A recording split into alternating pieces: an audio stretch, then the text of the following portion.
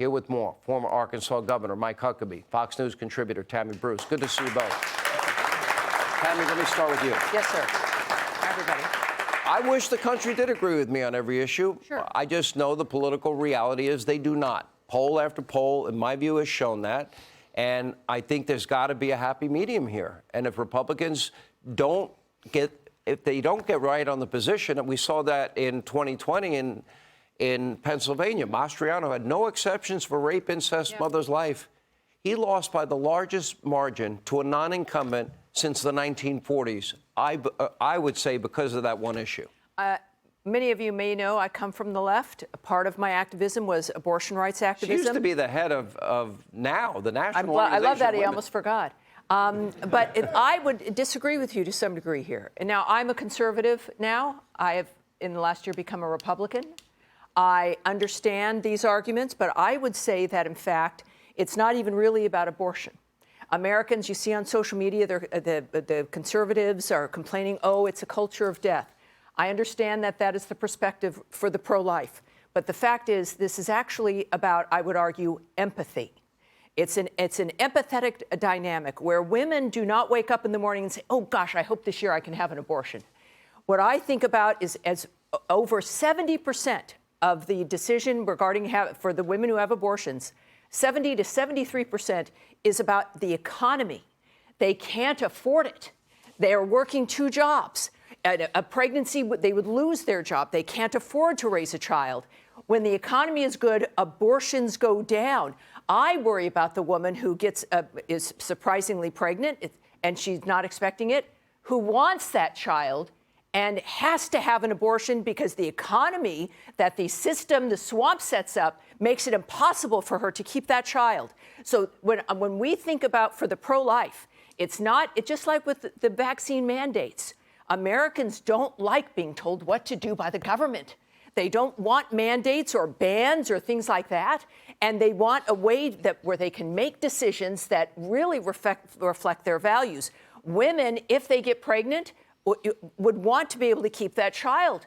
And it's difficult when you can't. So I would argue that for the Republicans and for the pro-life Americans, that this is not about abandoning your values. It's about how do you win to make sure there are fewer abortions. It means an economy that is good. It doesn't mean banning something, because then you're losing that whole real issue about why women are in this position. That's how we win this argument. Right now, when you lose in Ohio and you have a referendum like that and Democrats get elected, there are more abortions because the economy will be bad like it is right now. So that's how you win this argument. And I think for everyone, it will soften the nature of the issue. It is recognizing that women don't want to be doing this, whether it's a miscarriage or an abortion or any of that. Americans understand this, but women want to be able to do it and do it properly. Let me bring in Governor Huckabee. When during these election seasons, when Democrats are demagoguing all of these issues, Governor, I believe Republicans don't respond in kind. They have got to answer to any attack, especially if it's a lie. That's number one. Number two, then you have this issue of extremism. Those that would support late-term abortions, or the Governor Northam comment that we have from years ago, or at some point of viability, Americans don't support that either. I think we're pretty clear on that. That becomes infanticide if the child is viable outside of the womb. So when it comes to parental notification, which Democrats don't want, when it comes to issues of late-term abortions, I think that is a winning issue for Republicans, and mainstream Americans would resonate with them. It certainly would, and I also believe that we have a messaging issue. We don't seem to understand that we need to quit playing defense and start playing offense. It's really hard to score when you don't have the ball, and Republicans keep fumbling and give the other team the ball. We need to focus on one of the things that Tammy said, and I would say it a little differently. We need to talk about the fact that we're not against women. We recognize that an abortion has two victims. Obviously the unborn child, and the other victim is the woman who's the birth mother, who probably got talked into the abortion by a boyfriend, a friend, a mother, a grandmother, maybe a father. And the fact is, we're not wanting to punish that woman in any way. We want to reach out and show her compassion and assistance, maybe to keep the baby, maybe to find an adoptive parent, but never to condemn her.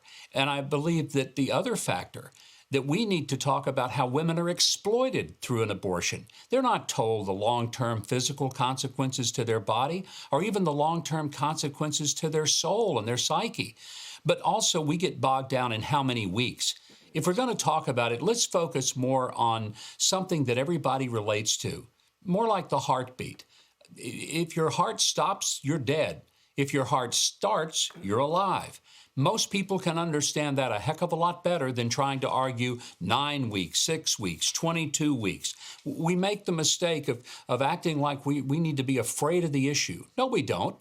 We need to simply say, we are for life. We may disagree on exactly how we're going to make that work, but one thing we do agree on is that when you have a pregnancy that's in its 8th month and you just now decide you don't want it, then no doctor should go in and slice that child into many, many pieces and somehow call that women's reproductive health, because it isn't healthy at all for the baby or the mother.